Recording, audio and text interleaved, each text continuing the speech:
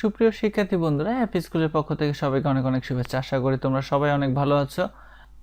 ইতিমধ্যে আমরা HTML টপিকের টেবিল টপিক নিয়ে বেশ কয়েকটি ক্লাস আপলোড করেছি এবং সেই ধারাবাহিকতার পরিপ্রেক্ষিতে যে ক্লাসগুলোতে আমরা আপলোড করেছি কিভাবে টেবিল তৈরি করতে হয়, টেবিলে অ্যালাইন কিভাবে করতে হয় এবং তারপরে আমরা টেবিলের সবচেয়ে গুরুত্বপূর্ণ যে পার্ট সেটি হচ্ছে একটি টেবিলকে কিভাবে একাধিক কলামে বিভক্ত করতে হয় এবং সর্বশেষ একটি টেবিলকে কিভাবে একাধিক রোতে ডিভাইডেড করতে হয় সেটা আমরা শিখেছি।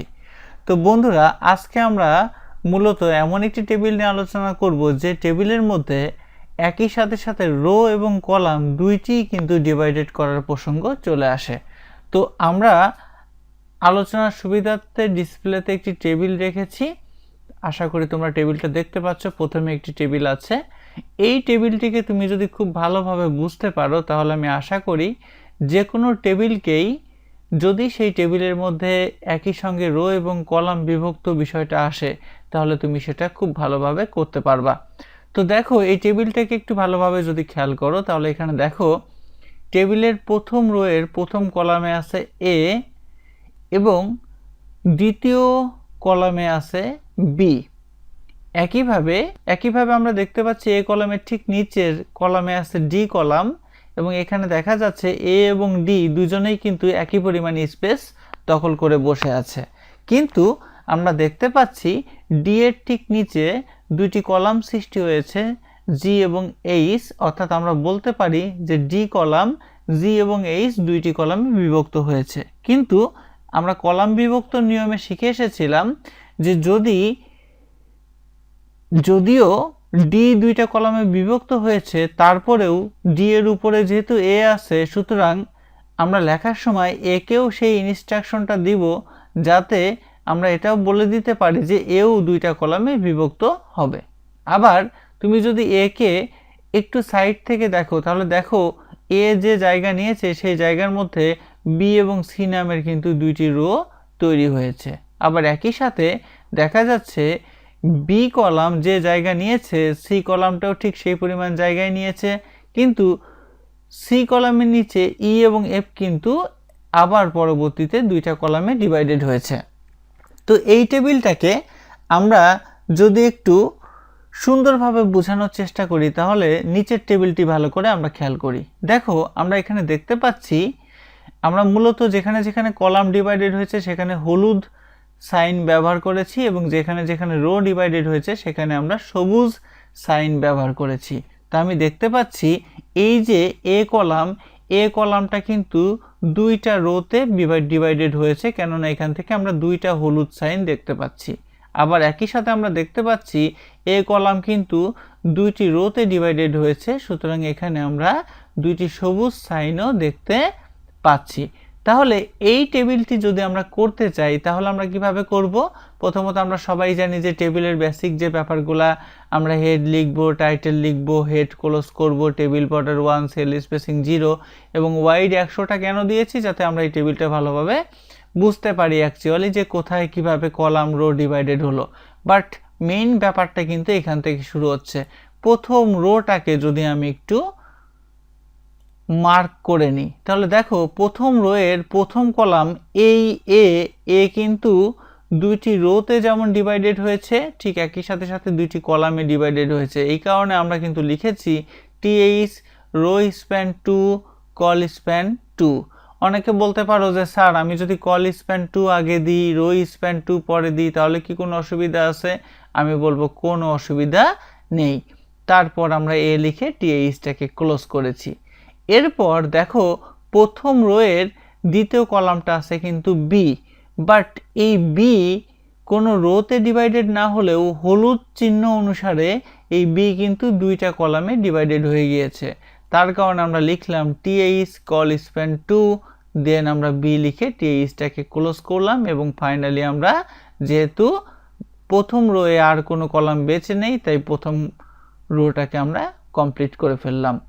এরপর যখন আমি দ্বিতীয় রোতে যাচ্ছি তখন দেখো দ্বিতীয় রোয়ে যদি একটু মার্ক করি তাহলে দেখো দ্বিতীয় রোয়েও কিন্তু প্রথম কলামটা ছিল এ, কিন্তু যেহেতু একে আমরা ইতিমধ্যেই প্রথম রো এর মধ্যে উল্লেখ করে ফেলেছি তাই একে আর আমরা উল্লেখ করব না। শুধু সি কে আমরা উল্লেখ করব, অর্থাৎ দ্বিতীয় রো এর একটাই কলাম থাকবে, সেই কলামটা হবে সি। কিন্তু দেখা যাচ্ছে সিও কিন্তু বি এর ন্যায় দুইটা কলামে ডিভাইডেড হয়েছে, তাই আমরা এখানে লিখলাম টিএইচ কল স্প্যান টু, দেন সি লিখলাম আমরা এবং টিএইচ ক্লোজ করলাম। এবং যেহেতু দ্বিতীয় রোয়ে আর কোনো কলাম অবশিষ্ট নেই, তাই আমরা কিন্তু তৃতীয় রোটা ক্লোজ করে দিলাম। এবার বন্ধুরা আমরা যদি তৃতীয় রোটাকে দেখি, চলো। তো তৃতীয় রোটাকে খুব ভালোভাবে খেয়াল করো, দেখো তৃতীয় রো এর প্রথম কলামটা হচ্ছে এ। তো তৃতীয় রো এর প্রথম কলামটা এতে যদি দেখো এও কিন্তু নিজেকে দুইটা কলামে ডিভাইডেড করেছে, অর্থাৎ ডি, এই ডি কলামটা কিন্তু নিজেকে দুইটা কলামে ডিভাইডেড করেছে। সেই কারণে আমরা লিখলাম টিএইচ কল স্প্যান টু এবং তারপরে আমরা ডি লিখলাম। বাট তারপর যখন আমরা দ্বিতীয় কলামে যাচ্ছি, অর্থাৎ ই এর কাছে যখন যাচ্ছি, তখন আমরা দেখতে পাচ্ছি এই ই কিন্তু মূলত ডি এবং এইচ দুইটা রোয়ের জায়গা দখল করে বসে আছে। এর কারণে আমরা লিখলাম টিএইচ রো স্প্যান টু এবং তারপর আমরা এ লিখলাম। এবং একই সঙ্গে এফ এর ক্ষেত্রেও কিন্তু একই কথা প্রযোজ্য, কেননা এফও কি করেছে, দুইটা রোয়ের জায়গা দখল করে বসে আছে, তাই আমরা লিখলাম TH row span two, f লিখে টিএইচ ক্লোজ করলাম এবং ফাইনালি আমরা টিআরটাকে ক্লোজ করে দিলাম। তাহলে আমি আশা করছি আমরা থার্ড রো এর ব্যাপারটাও কিন্তু বুঝতে পারলাম।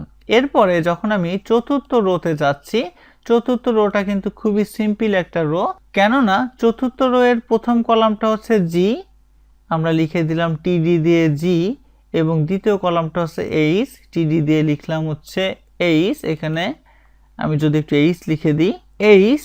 কিন্তু তারপরে আমরা দেখতে পাচ্ছি আর একটা কলাম আছে ই। এরপর চতুর্থ রোতে তৃতীয় কলামে আমরা দেখতে পাচ্ছি আছে ই, কিন্তু যেহেতু ই কে আমরা অলরেডি তৃতীয় রোতে প্রকাশ করে ফেলেছি, তাই ই কে আর আনার দরকার নাই। একইভাবে এফ কেও আর আমরা আনবো না। তাহলে কিন্তু আমরা এবার যদি টেবিল ক্লোজ করি, বডি ক্লোজ করি এবং এইচটিএমএল ক্লোজ করি, তাহলে আশা করি এই টেবিলটি কিন্তু আমরা আউটপুটে দেখতে পাবো। এবং চলো আমরা একটু দেখি আউটপুটটা কেমন আসে। এবং দেখো আউটপুটটি আমাদের কিন্তু চলে এসেছে, যেমনটা আমরা এই টেবিলটা করতে চেয়েছিলাম, আমাদের আউটপুটেও কিন্তু টেবিলটা আমরা তেমন পেয়েছি। সেই ক্ষেত্রে যদি আমরা ওয়াইড আরেকটু বাড়িয়ে দিই, তাহলে আমার মনে হয় এটা বুঝতে আমাদের একটু সুবিধা হবে। সেই ক্ষেত্রে দেখো আমরা ওয়াইডটা যদি একটু 200 করে দিতাম, তাহলে আমাদের টেবিলটা কিন্তু আরও সুন্দর হতো। সেক্ষেত্রে অনেকে আবার বলতে পারো যে স্যার এখানে তো একটু টেবিলের মধ্যে কালার এনেছেন আপনি, এখানে কিন্তু কালার নাই। এটা আমি জাস্ট একটু যাতে টেবিলটা দেখতে সুবিধা হয়, বুঝতে সুবিধা হয়, তাই আমি এভাবে কালার এনেছি। বাট এখানে কিন্তু কালার আনার কোনো প্রয়োজন নেই। তবে যদি কালার টেবিলের মধ্যে ইউজ করতেই হয়, তো কালার কিভাবে ইউজ করতে হয় বা কালার কিভাবে আনতে হয়, সেটা কিন্তু আমি তোমাদের টেবিলের প্রথমেই দেখিয়েছিলাম। সো আমি আশা করি ওইভাবে তোমরা চাইলেই কিন্তু টেবিলের ভিতরে কালার নিয়ে আসতে পারবে। তো বন্ধুরা, এই ছিল একটি টেবিলের মধ্যে কিভাবে একই সঙ্গে রো এবং কলাম করতে হয়। তো বন্ধুরা, এই টেবিলটার মাধ্যমেই কিন্তু আমরা মূলত শিখতে পারলাম যে একটি টেবিলের মধ্যে কিভাবে একই সাথে রো এবং কলাম দুইটাই করা যায়। তো এই একটা টেবিল তুমি যদি খুব ভালো মতো করতে পারো, তো আমি আশা করি ভবিষ্যতে তুমি যে কোনো টেবিলে একই সঙ্গে রো এবং কলাম ডিভাইডেড কিন্তু করতে পারবে। তো আশা করি আজকের ক্লাসটি তোমাদের জন্য অনেক হেল্পফুল হবে। পরবর্তীতে আমরা আরও অনেক ক্লাস তোমাদের সামনে আপলোড করব। সে পর্যন্ত ধন্যবাদ সবাইকে।